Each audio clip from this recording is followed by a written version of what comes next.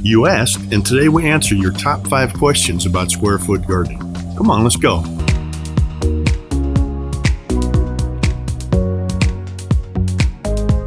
Hey, how you doing? On behalf of the Square Foot Gardening Foundation, I'm Rick Bickling, the How Do Gardener.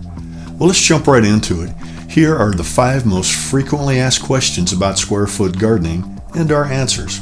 Can I just use some dirt from my yard in my SFG beds instead of Mel's Mix? Soil is the primary source of water and nutrients for your plants, and Mel's Mix is the perfect gardening soil. It's lightweight and friable, that means it's kind of crumbly, which promotes seedling emergence, root penetration, and air infiltration. It holds moisture, yet it's well drained, kind of like a damp sponge. It provides all essential plant nutrients.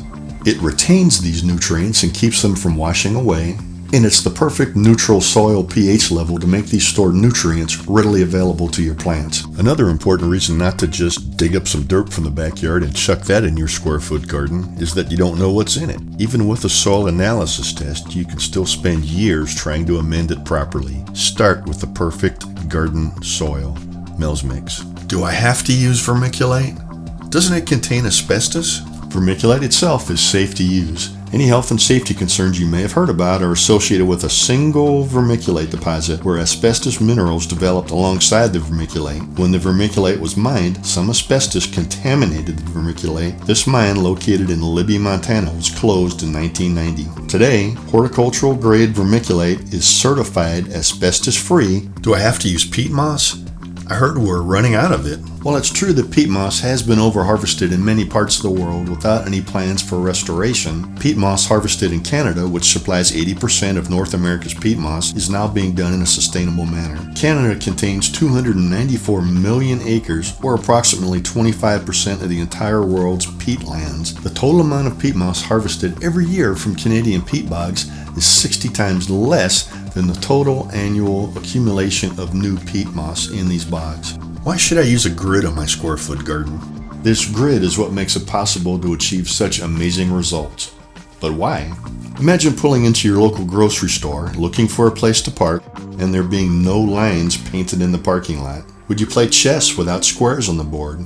Would you play tic-tac-toe without lines? That's what square foot gardening without a planting grid is like. Planting grids are crucial for keeping your square foot garden organized for planting and harvesting. The 1-foot grid squares, 16 of them in a standard 4x4 foot raised bed, allow for easy and efficient planting of seeds, separation of plants, and simplified care for maximum productivity. Why should I use landscape fabric? Landscape fabric is water permeable, keeps insects out, and helps keep weeds and roots from competing with your vegetables for water and nutrients.